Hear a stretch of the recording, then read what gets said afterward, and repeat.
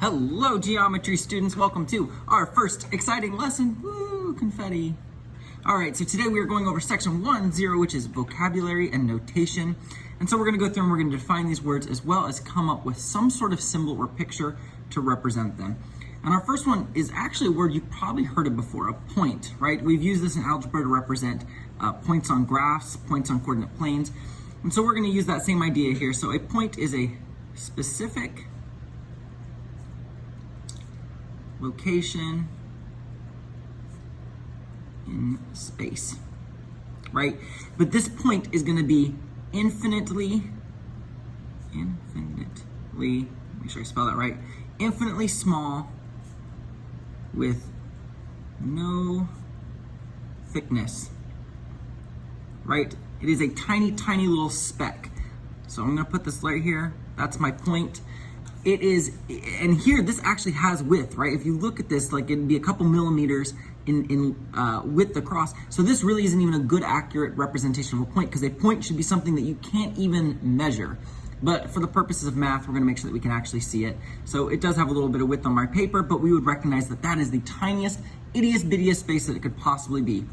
And if I was going to represent this, right, point A, if I was going to write this out for any sort of writing that we're going to do this year, we're going to talk about proofs, or, in the written problem of a text, we would just put point, I put a P, I don't know why I put a P, it was an A, point A, or you can write out the words point A. So both those are ways that we could notate that in our work. The next one is going to be a line, and so a line is an infinite number of points put together.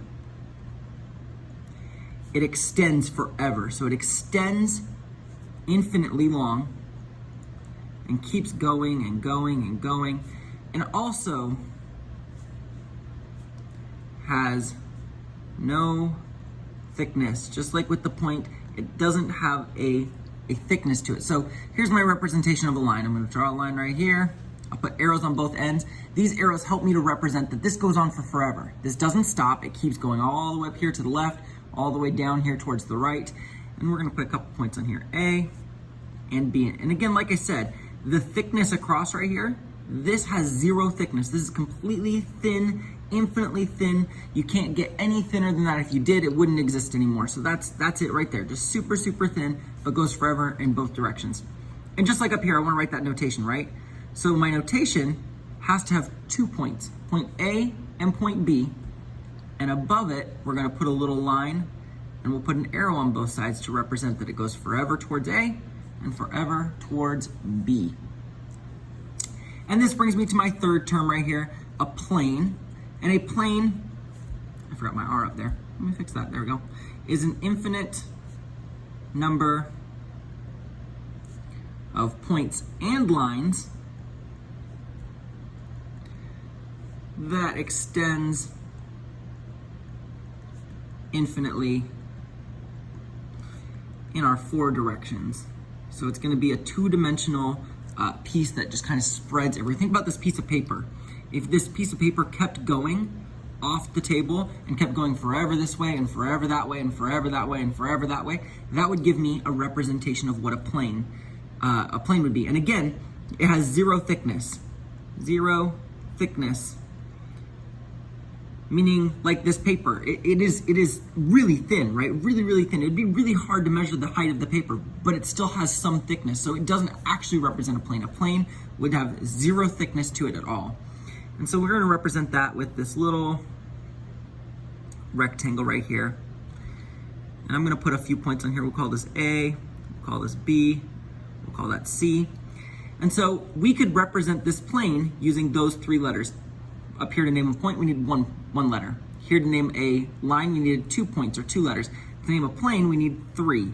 And so I'm going to put a little box and put A, B, C, and that means plane ABC.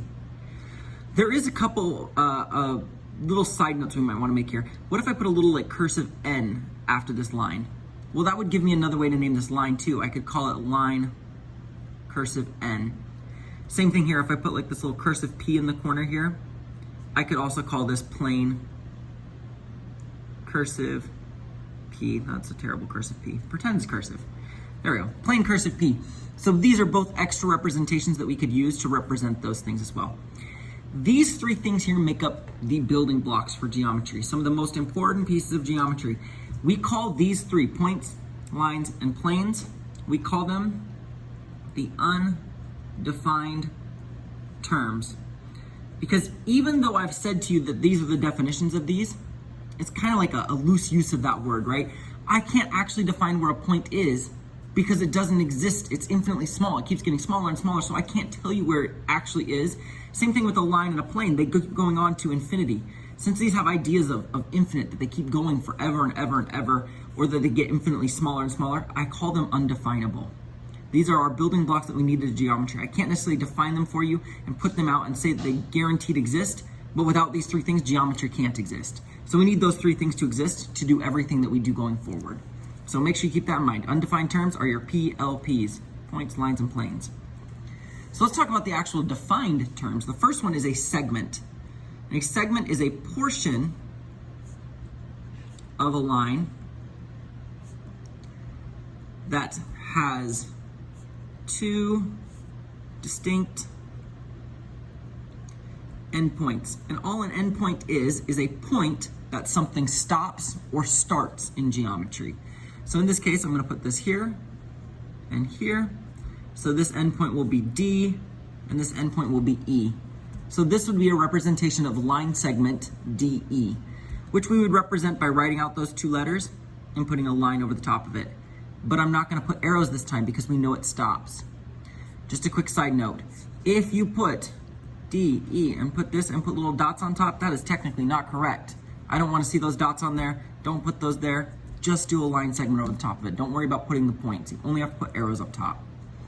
Put a bigger X over that. Don't do that. All right, my next one is a ray.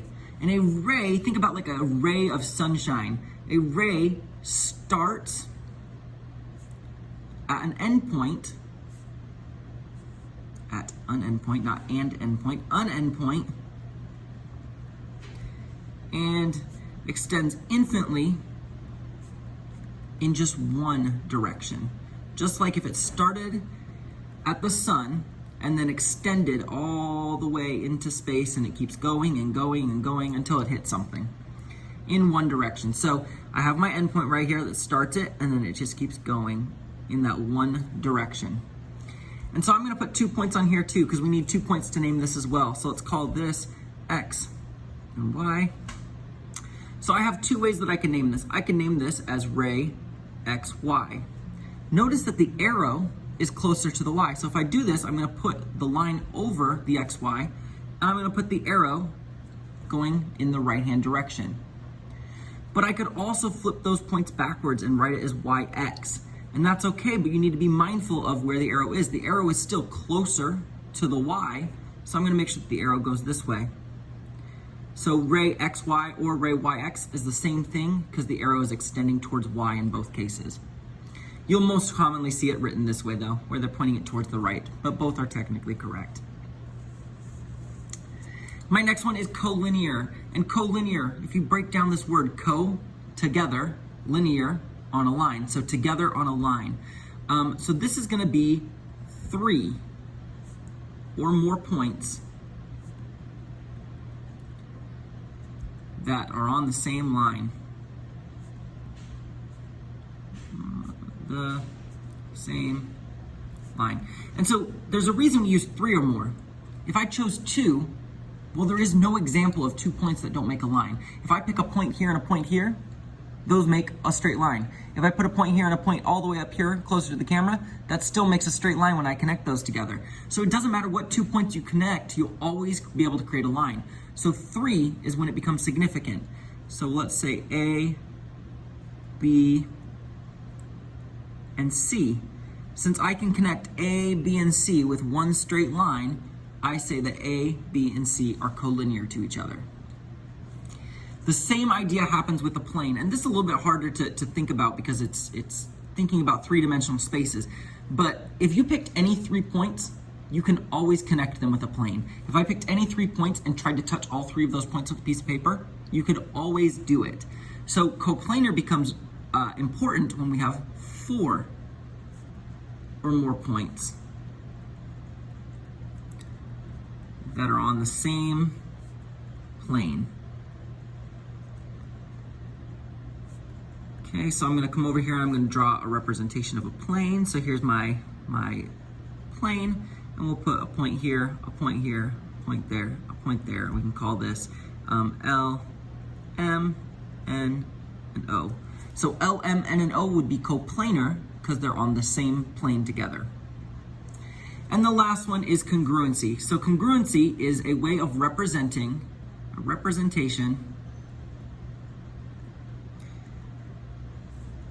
when 2 figures have the same measure. And so it's kind of like equal, right? But we're going to use congruent a lot in geometry because equal represents when 2 values are equal to each other, when 2 numbers or 2 equations are equal to each other. But when 2 things have the same measure, we want to use congruent instead. And the symbol for congruent is an equal sign with a little squiggly sign over it. And so I might say congruent if I was looking at like these segments, right? If this line segment here and here, we'll call this A, B, and we'll call this M, N. Well, if those have the same measure, I would call those line segments congruent to each other. And in geometry, we represent that with little tick marks. I can put a tick mark on AB and a tick mark on MN, and now they're congruent to each other.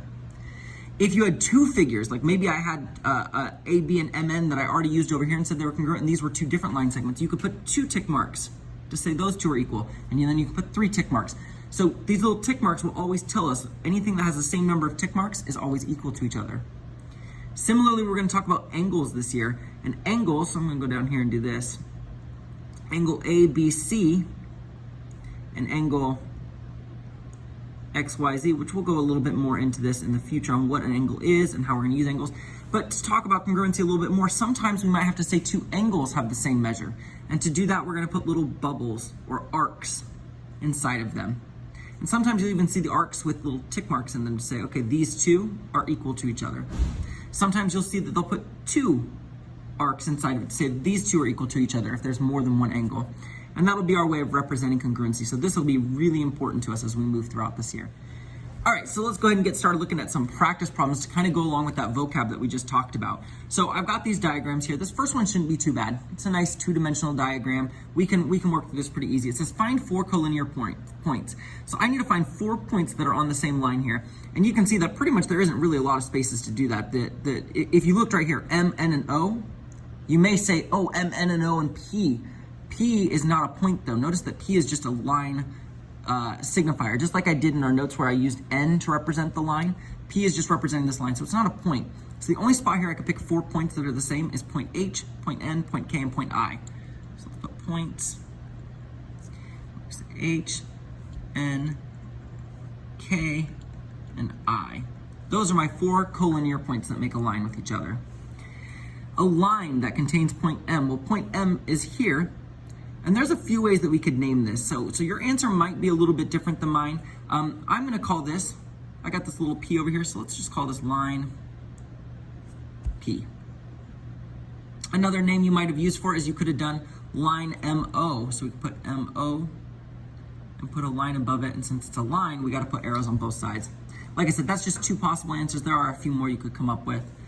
The next one says a line that contains H and K.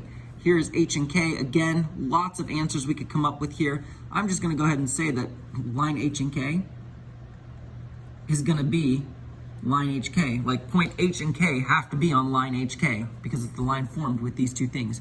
Again, notice I put arrows on both sides because we know that this keeps going infinitely in both directions since it's a line. All right, so the next one says another name for line Q. So you can see line Q is right here, right? Line Q represents this line that has the 3 points J, K, and L on it. So again, lots of answers I can come up with here based off those 3 points. I'm just gonna pick these first 2 right here, J and K. J, K, and I'll put a line over it with arrows on both sides. And that represents line Q. You could have done KL, you could have done JL, you could have done either of those backwards. All those are possible answers as well. The last part says the intersection of lines P and R. Here's line P going this way. Here's line R coming here. So you can see that line P comes down and intersects line R right here at point N. So we'll put point N. And that's a good thing to know. Anytime you have two lines, if those two lines do intersect with each other, it's always going to intersect at a single point. All right, so coming down to diagram 2, and this gets a little bit more confusing because now you've got a 3D image. You see that I've got this plane right here, but line K that has points B, E, and C is coming up and stabbing through that. So E to B is coming up above the plane. Like if I were to draw a line and come towards the camera, that would be E to B. And then E to C would be a line that goes down through the paper and through the table and extended down towards the floor. So we got to remember that this piece is not connected to the plane except at E. So it says find a line containing point F. Well, here's point F. Well, F looks like it connects to E or to D, so I could call this line FD. Put my notation above it with arrows on both sides. We also could have called it line J since there's a J over here symbolizing it. Lots of different answers. Another name for line K. Well, line K has points B, E, and C on it, so let's call it line BC. Could I call this line BEC? Technically it is BEC, right? But you only want to use 2 points to name a line. You don't want to use 3. Don't do that. Only pick 2 points. We know that E is included in between C. Or if you said BE, we know that E keeps going and we'll eventually get to C. So just pick 2 points when you do these. A plane containing point A. Well, point A is sitting right here on this plane right here. A few names we can use to name a plane. Remember, we need at least 3 points to name a plane. And I should have mentioned this earlier, but I didn't. If I said this was plane D, E, F, I would not be correct. When you name a plane, you have to pick 3 non-collinear points, because the problem is that I could touch D, E, and F with my hand like this. This plane is not the same as the plane sitting flat on the paper, but it's touching D, E, and F. So D, E, F doesn't clarify if I mean this plane, or even this plane where I'm coming in from this direction. There's an infinite number of planes that can touch D, E, and F. So you want to make sure you pick 3 points that make a triangle. So like D, A, E makes a triangle, so I can call this plane D, A, E. And just because this is the first plane we've named, let's talk about the other way to name it. Notice they have this little cursive M in the corner. I could also just call this plane M, and that would be an acceptable answer as well. So both of those are okay. Find an example of 3 non-collinear points. Well, we just did that, right? To name a plane, I needed 3 non-collinear points. D, A, and E is perfect. So points D, A, and E. Done. You also could have done EAF, FDA, BAE. Lots of answers there you could have done. And last, find the intersection of plane M and line K. Line K is this one that's stabbing through, and plane M is this big plane. So the spot where it stabs through is E, so my intersection is point E. Coming down to number 3, I got another 3-dimensional picture. This one looks like it has like a little pyramid shape on top of a plane, on top of a piece of paper. So it says name 3 coplanar points. So I just need 3 points that are on the same plane. Well, that's gonna be easy, right? I can just pick anything that makes a triangle. So let's do ZVW. Point ZVW. So those 3 make a coplanar space. Again, you could pick any triangle you could form on here though, so there's quite a few answers you can come up with. A plane containing point X. Well, X is on the bottom corner here. X is on 3 different planes here. X could be this back triangle of the pyramid, and that makes a plane. X could be this right side of the pyramid, or X is on the base of the pyramid. So any of those answers, I'm gonna go ahead and do the base of the pyramid. So let's pick 3 points of the base. X, W, V. So plane X, W, V. But there are multiple answers you could find there. Multiple ways to write X, W, V. You could call it X, W, Y. You can call it X, Y, V. Lots of ways to write that too. The intersection of plane R, which is the one on the bottom, and plane Z, V, Y. Z, V, Y looks like it's this left-hand side of the pyramid. And we know that plane R is on the bottom. So if you look where they intersect, well, they're touching right here at YV. So segment YV is the intersection of the plane and the plane R and plane ZVY. How many planes appear in this figure? So again, we've got the 4 triangles on the side, right? 1 triangle on the left, 1 in the back, 1 on the right, and 1 on the front, as well as the one on the bottom. So 1, 2, 3, 4, and the one on the bottom makes 5. So I got 5 planes there. And how many planes connect the point to W? That's kind of like the one we answered up here, a plane containing X. Well, W is in this corner here. So W is on the front part of the pyramid, the right side of the pyramid, and the base of the pyramid. So it's on 3 separate planes. The only 2 it doesn't touch is the one on the far left and the one on the back. And to look at one more 3-dimensional picture, use the diagram to the right to name these following. The intersection of lines L and M. So you can see line M is this one that goes up and down here, and line L is this one that goes left to right. You can see that they cross right here at the point E. Name another intersection for plane Q. It's a weird looking Q right here. Name another, I said intersection, I'm sorry, another name for plane Q. Plane Q is right here. How else could we name this? Again, remember, to name a plane, you have to pick 3 points that don't make a straight line. They have to make a triangle. So it looks like I'm gonna have to use I. So maybe I, F, and E. That would be a way to name it. I, F, and E. Another point, are the points D and E collinear or coplanar? Here's D, here's E. Are they collinear or coplanar? Well, D is on this plane over here, and E is on this plane over here. And even though I could connect D and E with their own plane if I wanted to, that's not part of the planes that are represented here, right? So I'm gonna say that they're collinear because they are connected by a line. So they are collinear in this image, although we know we could connect them with a plane if we kept drawing on this image. And the last one here, how many times do planes P and Q intersect? Well, plane P goes this way, plane Q also goes that way. So these would be what we call parallel planes, which we'll get into that word, but you've probably heard that word in algebra before. This plane is going the exact same directions that that plane's going. So since they're parallel to each other, there's no way they're gonna intersect with each other. So how many times they intersect is 0. One goes the exact same way as the other, so they are never going to cross each other. And that is the end of that. Go back and try. A lot of those, like I said, have multiple answers. So you could definitely go back and look for more answers in those and come up with even more things that you could do to kind of keep testing your knowledge. And that will bring us to the end of this. So thanks for joining me for the first lesson. Bye, everyone.